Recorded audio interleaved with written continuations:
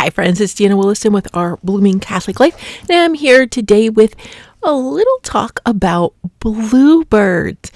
We've been talking in our Lectio Divina, or are going to talk this week, about the relationship of St. Francis and the animals, and one of the things that would happen is St. Francis would end up in the custody of animals and then not know exactly what to do with them, and I don't want that to happen to you. So we've got two great classic books. The first one is for littles and one for a little bit older. So A Bluebird's First Summer, written and illustrated by Helen Craven. This is a beautifully written and illustrated book. Again, it is quite a classic. It is the story of a young bluebird's true-to-life experiences. It is copyright, again, 1996. Sorry, I'm looking for the publisher. I'm going to have to grab it for you. Helena Craven is a former teacher who lives in northern Minnesota with her husband Ron, and she helps him as he tends his bluebird boxes. I am going to have to look for the publishing information and link that below. I do have the ISBN, so that's going to be in the comments below.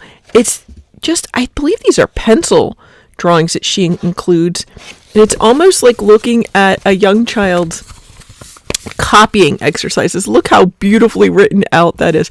And you could in fact use these as copying exercises. You could have your young ones draw you some pictures of maybe some pine trees and snow and maybe a little fluffy bluebird.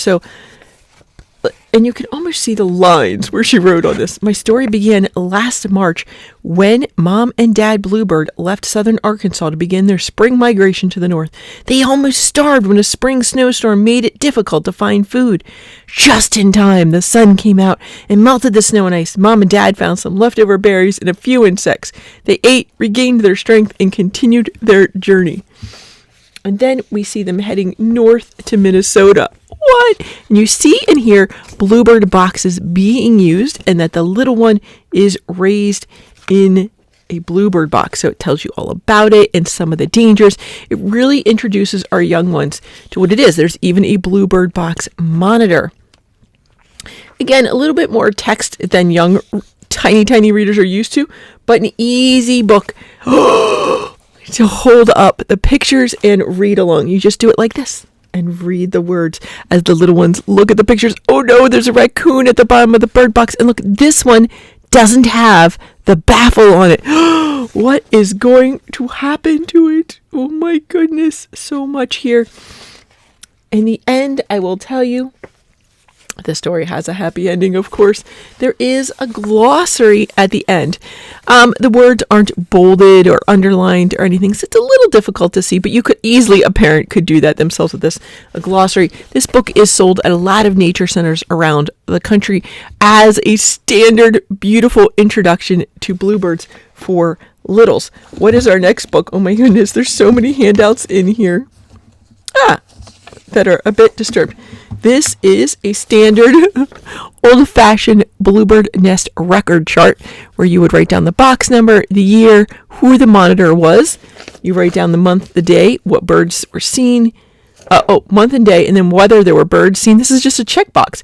Empty box, partial nest, number of eggs, number of young, age of young, if you can guess, how many fledged, and your comments, and there's a spot at the bottom for general comments.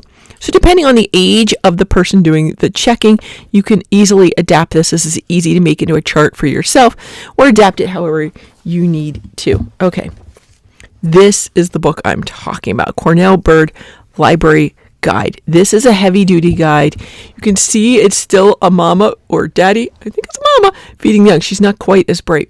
This is, again, a classic book. It is by Cynthia Berger, Keith Kreidler, and Jack Griggs. They are authors of a number of other books or editors, big people out in the world, and they will tell you this is also recommended by the North American Bluebird Society and the Birdhouse Network of the Cornell Lab of Ornithology. It is published by Harper Resources, and again, I'll include a link. Back when it was first published, it was $15. I believe this is still a standard book out there. Let me see here. This is copyrighted. When do we see the copywriting here? 2001. So here is our table of contents. It is a colored page, so it can make it a little bit difficult to read, but easy to see what the page numbers are that you need there. Our topics are forward, attracting bluebirds to our yards, how we monitor our backyard blues, beyond our backyards, trails for bluebirds. We can also advise you about, and then homes and hardware for bluebirds, resources, and indexes. There's a tiny foreword talking about why they're called bluebirds of happiness, and then the dangers that have been to the brink and back. They're back. It even shows you somebody who started a lot of the alarm that there's something going on with bluebirds. Oh my goodness, the photograph is from the 1980s, but his concern for bluebirds began in 1918. That is 1918. And then it talks to you about the longest trail. How do we do that? Bird Science for Citizens and the Birdhouse Network. Now, within our section called Attracting Bluebirds to Our Yards, there are a number of chapters within this. So it's almost like it's several books in one. This one talks about nesting for bluebirds, a helping hand.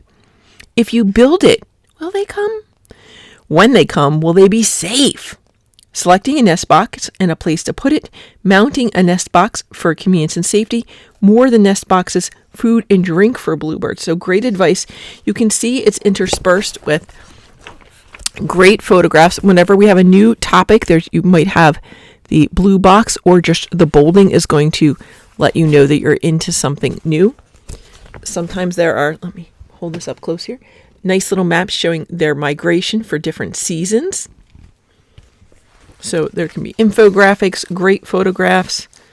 Then it's talking about some of the other guys who like to nest. Nesting habitat for some common cavity nesting birds. So a little chart down here where other birds like to nest, and some of our more common fellows who like to jump in those houses. Again, there's some more house wrens, how to select the box and a place to put it. So while it starts here, up here in the corner, there's a header that's the same. It's just letting you know this is a new section, but here's where the new text actually starts at the bold. The page numbers are also directly under there in the outside upper corners. See that? That's pretty standard. It then talks about different types of bluebirds. So we have the western bluebird, the mountain bluebird,